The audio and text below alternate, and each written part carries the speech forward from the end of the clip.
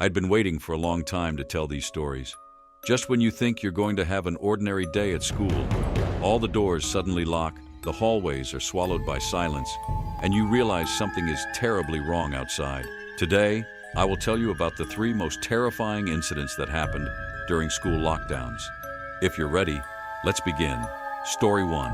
As always, it was a boring history lesson.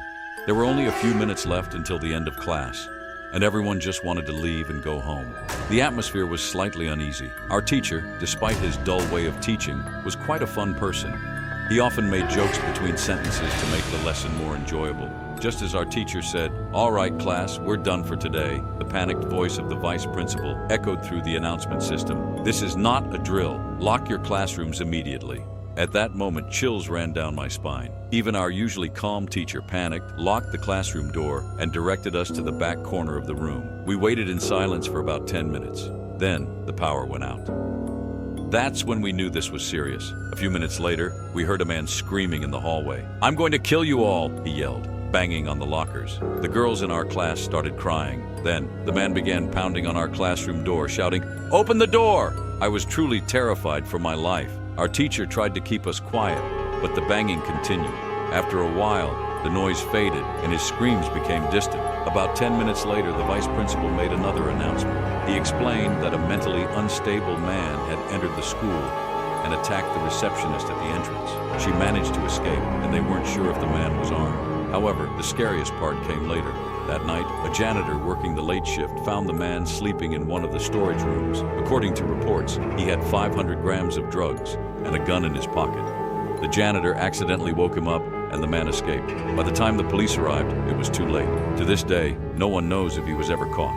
Story 2. That day, the sky was gray and gloomy. When I woke up in the morning, I had a strange feeling of unease, but I didn't know why. I went to school as usual. The classes were boring, and I was eagerly waiting for lunchtime. When the bell finally rang, I went to the cafeteria and sat at my usual table with my friends. We were chatting when a series of loud explosions suddenly shattered the silence. At first, we thought it was construction noise, but within seconds, screams and panicked students running in every direction made it clear this was something much worse. Security guards rushed into the cafeteria, shouting, "Everyone to the main hall now!" Nobody knew what was happening, but the fear on the security guards' faces told us it wasn't a joke. Students ran, leaving their meals behind. We were locked inside the large hall, and all the windows were covered with curtains. My friend Chem asked a teacher what was going on. When he came back, his face was pale. 2 gangs got into a fight in the neighborhood next to our school. A shootout broke out. While the police were trying to catch them, some of them ran into the school to hide. My heart started pounding. At that moment, 3 more gunshots were heard outside. Everyone in the hall dropped to the floor in panic. Nobody even dared to breathe. After more than an hour of waiting, we finally heard sirens. I peeked through the window and saw police officers in the back of the school, pinning several people to the ground and handcuffing them. The ones who had escaped the gunfight were hiding around the school and had been caught. Later, news reports online showed a man lying in a pool of blood near the school. That's when I realized death had been just a few meters away from us. That day, I learned that even the safest places could turn into nightmares in an instant. Story 3. After graduating from university, I started working as an accountant at a high school in the city where I used to live. The reason my family had moved away from that city was that it was constantly in the news for its high crime rate and daily murders. I worked in an office located in the school's basement. It was small but quite nice. However, the lock on the office door was broken. One afternoon, while I was on my lunch break, I got a call from the front office. "The school is on lockdown. There may be an armed person inside." I panicked. There wasn't much I could do. I turned off the lights and hid under my desk. I grabbed my phone to text someone, but just then, the basement door creaked open. Heavy footsteps echoed down the stairs. Someone was coming toward my office. My heart was pounding. Suddenly, my phone made a notification sound. At that moment, I thought I was going to die. The footsteps got closer, and a man entered the office, but he didn't turn on the lights. A few seconds later, I could feel him moving slowly toward me. Panicking, I jumped out from under the desk and screamed, "Please don't hurt me!" The man was wearing a white shirt and black glasses. He turned to me and said, "Don't worry, I'm hiding too." I asked, "What's going on?"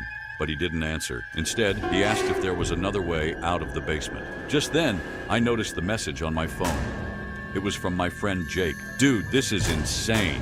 A man in a white shirt and glasses just shot the school principal. Do not leave your office." The moment I read the message, I froze. I slowly lifted my head and looked at the man. He was staring at me. I tried to read the message out loud, but my words got stuck in my throat. The man realized I was suspicious. He turned away, and in that instant, I grabbed the glass cup on my desk and smashed it against his head. Then, I ran toward the exit with all my strength. The man pulled out a gun and fired. I was lucky. The bullet missed me. By then, the police had surrounded the school exits waiting for him. After a long standoff, he finally surrendered and was sentenced to life in prison. But no matter what, the sound of that gunshot echoing in the basement will haunt me for the rest of my life.